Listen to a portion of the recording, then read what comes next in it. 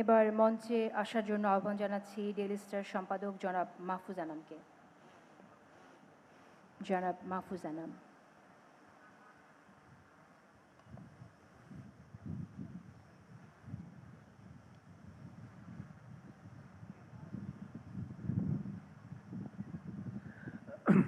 মাননীয় সভাপতি, অনেক গণ্যমান্য ব্যক্তিরা এখানে আছেন।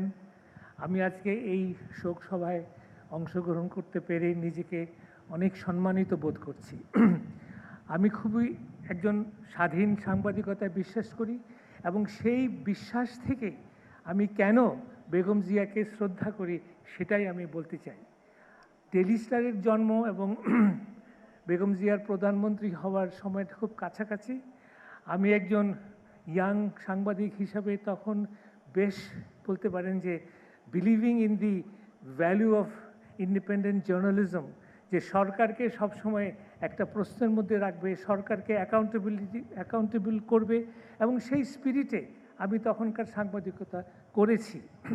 এবং আমার সৌভাগ্য যে একাধিকবার প্রধানমন্ত্রী খালেদা জিয়ার সঙ্গে আমার দেখা হয়েছে এবং উনি আমাদের এই স্বাধীন সাংবাদিকতাকে যে কত মনে প্রাণে শ্রদ্ধা করতেন এবং her sense of tolerance, her sense of accepting diverse views, her capacity to accept criticism, আমি স্বাধীন সাংবাদিক হিসাবে আমার মন জয় করেছে, আমার মনে ওনার গভীর শ্রদ্ধার জায়গা করে দিয়েছে।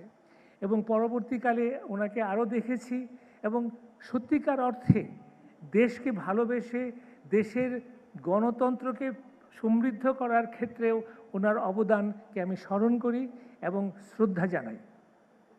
সর্বশেষে আমি যে ব্যাপারটাকে নিয়ে সত্যি সত্যি ওনাকে শ্রদ্ধা জানাতে চাই সেটা হচ্ছে যে উনি যখন ক্ষমতা থেকে সরে গেলেন এবং যখন ওই সরকার তার বিরুদ্ধে তাকে অপমান, তাকে নিষ্পেষণ, তাকে জেলে ঢোকানো এত কিছু করল এবং সেখানে 2 বছর উনি ছিলেন, সলিটারি কনফাইনমেন্টে ছিলেন, উনি 4.5 বছর উনি হাউস অ্যারেস্ট ছিলেন এবং সেখানে যেটা সবচেয়ে বেশি হৃদয় বিদারক সেটা হচ্ছে যে ওনার চিকিৎসা করতে দেওয়া হয়নি এবং সেটার প্রমাণ আমরা শুনলাম একটু আগে।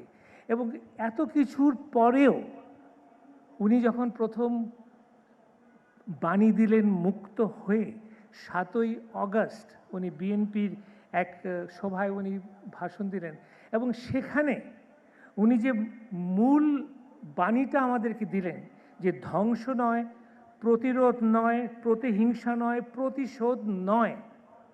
উনি কিন্তু ইজিলি বলতে পারতেন যে আমি প্রতিশোধ চাই না, কিন্তু আমি ন্যায় বিচার চাই আমার বিরুদ্ধে যা করা হয়েছে, এটাও উনি বললেন না। এই যে উদারতা, এই যে ভবিষ্যতের দিকে তাকানো, আমি মনে করি এটা অসাধারণ একটি গুণ, যেটা আমাদের রাজনীতিতে যদি আমরা এখন অন্তঃস্থ করতে পারি, আমাদের সেটা যদি আমরা নিজের মনে প্রাণে গ্রহণ করতে পারি, তাহলে বাংলাদেশের একটা বিরাট অবদান থাকবে। এবং সেখানে আমি একটা বক্তব্য দিয়ে শেষ করতে চাই যে উনি বলছেন যে ভবিষ্যতে ভালোবাসা, শান্তি এবং জ্ঞান ভিত্তিক সমাজ গড়ে তোলা। She said, I've been requested by the organizers to say a few words in English. One of her last message to the society, to the country, to the nation was that we need a future generation the society should be knowledge based. Now this is vital. আমি অন্তর থেকে বলতে চাই যে বাংলাদেশকে আমরা ভালোবাসি, বাংলাদেশকে আমরা অন্তর থেকে ভালোবাসি। আমার দেশপ্রেম, স্বাধীনতা, গণতন্ত্র সব কিছুই আমাদের জন্য মূল্যবান, কিন্তু ভবিষ্যৎ হচ্ছে জ্ঞান ভিত্তিক সমাজের উপরে নির্ভরশীল। We have to learn, we have to be knowledge based, we have to compete with the world with knowledge, with competence, with skill. Otherwise Bangladesh will not develop. So আমি সবার কাছে মন থেকে এবং আগামী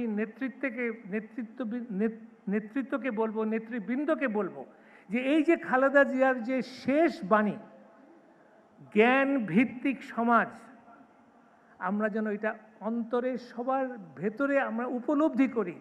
The future of Bangladesh depends on a knowledge-based society. You have seen how the world has changed with artificial intelligence in the last 10 to 15 years.